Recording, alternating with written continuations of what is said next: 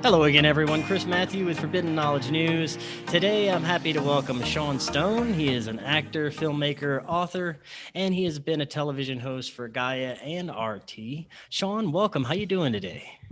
I'm good, thank you. How Well, about thank you you? so much for joining us. I'm doing good. I'm really looking forward to your new film that you're going to be premiering at this year's Laughlin UFO MegaCon.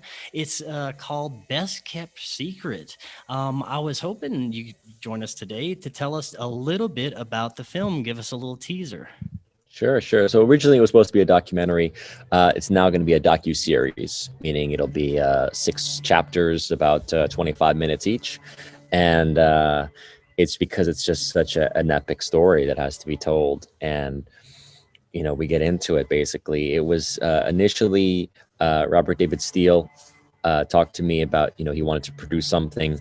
And Robert's a former spook, CIA officer who basically has been, doing a lot of good work exposing the conspiracies of the world. He's been taught, I interviewed him on Buzzsaw and on Watching the Hawks about false flags and the overall, he goes into the different aspects of the power structure. So he wanted to do a documentary about what he called the empire of like pedophilia and blackmail, and how a lot of our system, I think I think Epstein is the Epstein case is a great example, right, of what's being exposed in terms of how people in power like Epstein then are befriending other people in power. Whether it's Bill Clinton, Prince Andrew, Bill Gates. You name it, right? There's a whole collection of people that were around him, some of whom actually we believe were engaged with underage girls. Not everyone who knew him was, but the point is that if you're at that level of power, why is the Leon Black of the world, let's say, um, giving hundreds of millions of dollars basically to this guy, if I'm correct. I mean, so the point is, or at least 50 plus million staking this guy. So the point is that it's a lot of big money is being transacted. So to try to expose and understand that, I had to dive deep into this documentary, Best Kept Secret, to really give my perspective on how you end up with this pyramid of power that leads to things like pedophilia, uh, ritual sacrifice, mind control, and then what is the ideology that's driving these people in power, and how they collect and gather. And in a sense, the dark attracts darkness, right? So we really we go through it. We talk a little bit about the Franklin scandal, because that's very much the tip of the iceberg into that realm, as far as politics, pedophilia, trafficking of kids. This goes back to the 80s, right, in that story. And then that leads us into other stories: Epstein, the Jean-Benet Ramsey mystery. We talk a little bit about Son of Sam and the cult nature of the murders around Son of Sam. We talk about the New World Order agenda, transhumanism, and an overall multidimensional picture, with David Icke and company, of like, well, you can't rule out and discount the fact that these forces have been talked about since the ancient days, about the archons, the satanic forces, demons, the powers and principalities that their spiritual people have always talked about and said exist here, and how much are they influencing and manipulating these people to do such dark actions. That's going to be fascinating. Now, there's many in this community that believe the previous administration, the Trump administration, was kind of there to clean this mess up, to get rid of some of these more malevolent or evil entities in government and politics. Now, what do you think about that? Do you think that they were that administration was legitimately there to try and make a difference?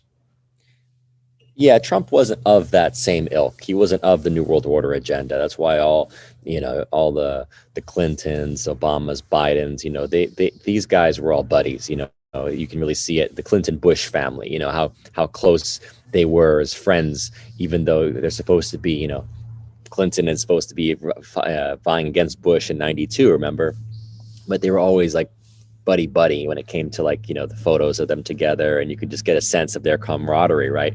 And so I always put it like this: I'm like, look, the system, I never liked Democrats or Republicans. We knew it was rigged. If you want to understand how the system is rigged, just ask yourself, When it came to the Iraq War, were the Democrats opposed to the Iraq War? Oh yeah, after the fact they say, "Oh, it was Bush's war." Did Hillary vote for it? Absolutely. Did all those Democrats, like what were there, like three senators or like like a handful of Congress people that opposed the Iraq War, right? So come on, it's a joke. Tell me that the Republicans and Democrats are different when it comes to um, the agenda, right? The actual agenda. That's where the New World Order system comes into play.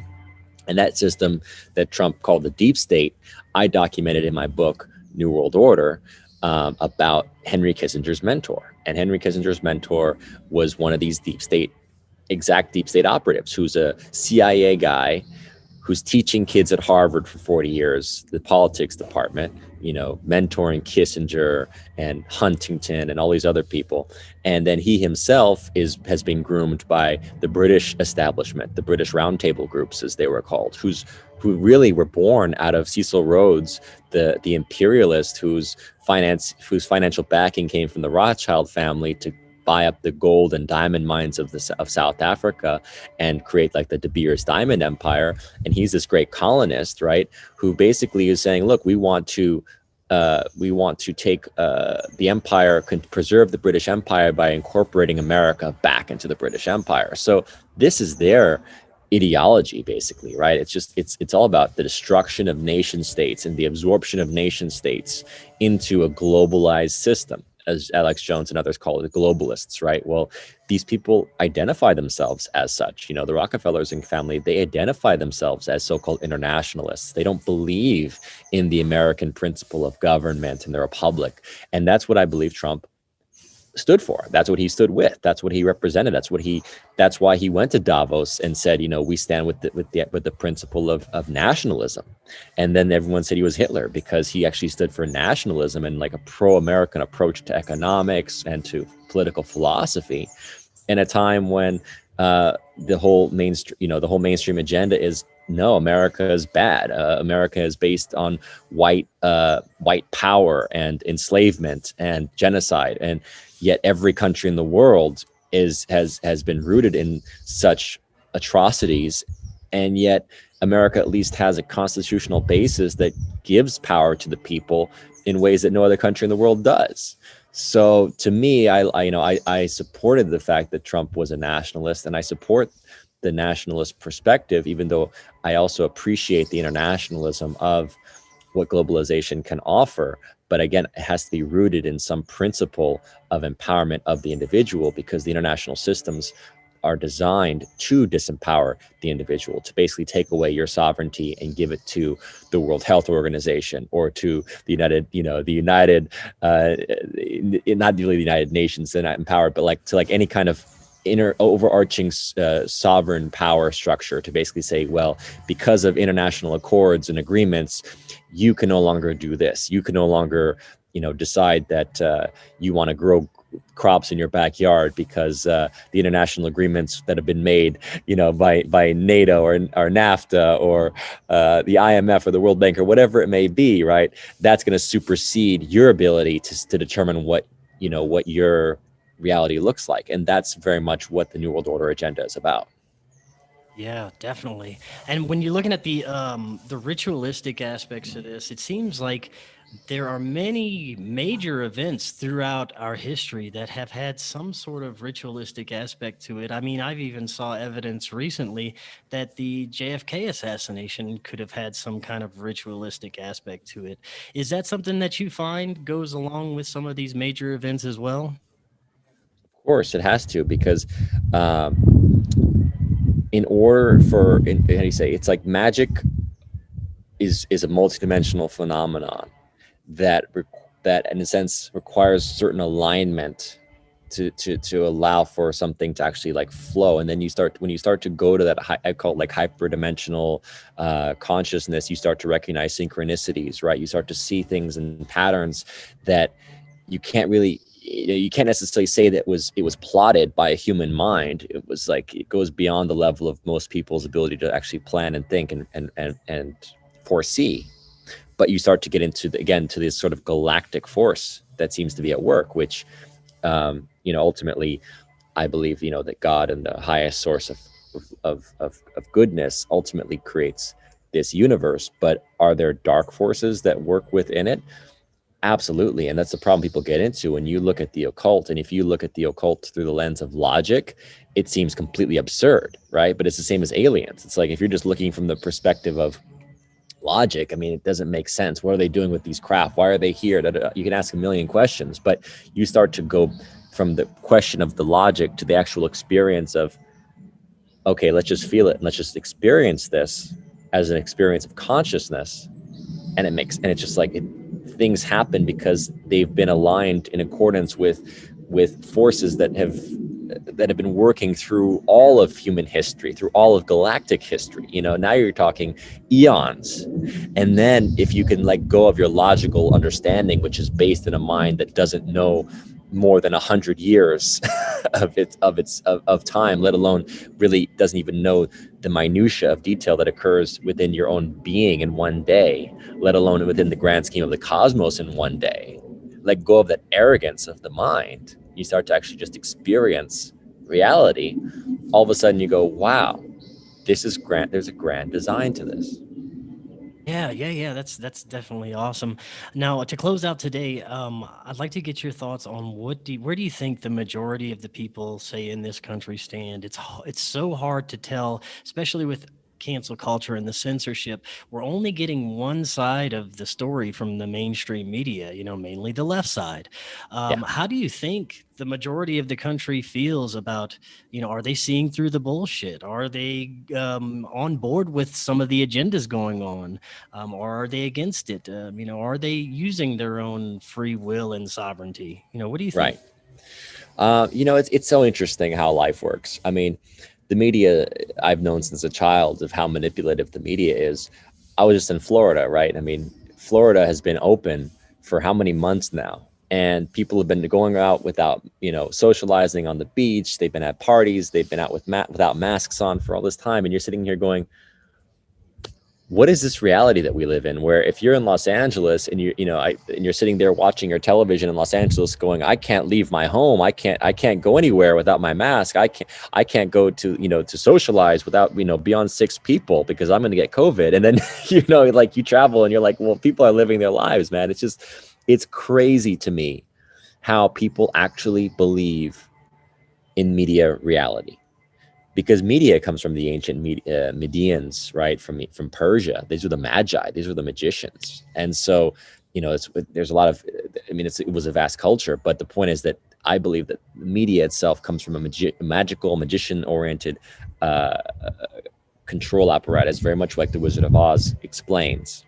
And they project illusions of how you're supposed to perceive your reality and how you're supposed to feel on a daily basis. And I think it's weakening. I feel that people are not necessarily engaging with media the same way that the parents' generation did. If you look at the boomer generation, for example, and how their whole life was built around waking up and reading the newspaper, right, and turning on the news at 5 o'clock and 6 o'clock and getting this is the news, this is what matters, this is what's new in the world today, as opposed to um, our generation, which is obviously more fractured or fractalized because of the social media content that makes information more malleable and varied and less controlled. Um, it's just up to them to then say, okay, well, why do I even, like, I can be relatively aware, but at the end of the day, unless I'm on the ground experiencing something, do I really know? Unless I've studied something. I mean, I loved history because you can't know from reading the news what the situation really is about. Right now in Palestine and Israel, it's like they want to, the news wants to tell us this guy's the bad guy, that one's the bad guy. And unless you've actually dealt with any of the people involved, like, you start to realize how multifaceted it is, but you also study the history and you start to understand some of the forces that are at work. And you're like, you're not going to get that in a 5-minute soundbite. It's like, even an hour documentary will start to give you some glimpse, but there's always perspective involved. So people got to get out of that mentality of thinking they know everything based on a portrayal or an account. And they need to start to check in with themselves and say, well, intuitively, A, does it really, like, does my perspective really matter in this story? Or can I be an observer? If I can be an observer of certain things, maybe I can learn more than trying to take over and say, well, this is my perspective because my belief system was built when I was 5 years old and I was taught this, or I had this experience that triggered me. So now we're going into old wounds and habits and patterns and belief systems. And this is what most people have to work through, is to get past the belief systems that make them look at something. I've been blessed in my life to have been able to look at many situations from perspectives of both sides, if not more. And in that process, it's allowed me to grow to the place where I don't feel certain enough to not listen and hear, well, is there another point of view? And then ultimately, as I said, what does it ultimately mean to me? Because this is where the sovereignty comes in. To say, you know what? This is why medicine and doctors and the whole COVID thing is so dangerous. Because you know what? 90% of the time, they may be right. Maybe 90% of the time, their experimental vaccine may not kill you or injure you, right? But ultimately, it's like, it's your body. And you should be able to know yourself well enough to choose for yourself and to realize that there is no blanket statement that says this drug is safe. Obviously, they always put out the drugs and say these are the side effects, right? Same with the vaccine, same with anything, right? So we need to get past this notion of the blanket, this is reality. There is no shared reality. There's a surface, like less than 1%, that appears to be a shared reality. Our reality is unique to each one of us. We need to step into that more and more on a daily basis, empower ourselves with the knowing this is my reality. It's happening to me, through me, and for me at every moment. Very well said. And you're absolutely right. When I find something that I think I completely believe and I'm firm on it, something will happen to completely shatter that and I have to start back at square one. So definitely you got to keep an open mind, especially right now. We live in fascinating times. So much stuff is happening right now, so many disclosures, and I'm so glad you made this into a series of films so we can get even more information out of it. What day will you be premiering your film in Laughlin? Um, it would be, I think is, let me double check, because I think it's Thursday, that Thursday night. Yeah, I Um, have the schedule right here. I think it's that Thursday night. Yes, it will be Thursday night. Yes, so from 9 to 10 p.m. That's going to be Pacific time, I believe. You can check that presentation. So, Sean, thank you again for stopping by today. Fantastic information. Looking forward to meeting you at the conference, seeing your film, and of course, meeting all of you. So it's going to be a great time. Awesome. I really appreciate you. This year's Laughlin UFO Mega Conference is going to feature over 36 scientists, researchers, and contactees. They're going to be presenting incredible disclosures over 7 days. You can now register for the full week, for half a week, or even by the day or session. And not only is there going to be over 36 amazing presentations, you're going to get a skywatch, meet and greets, and exclusive film screenings. And there's always going to be only one presentation at a time, so you don't have to miss anything. And did I mention that there's no longer any mask mandates in Nevada? So you can now enjoy this amazing 7-day conference mask-free. Just go to their website, LaughlinUFOMegaconference.com, and register now. Last year's conference was absolutely amazing. This year's is going to be even better. So join us for an incredible 7 days of education and disclosure at the Laughlin UFO Mega Conference.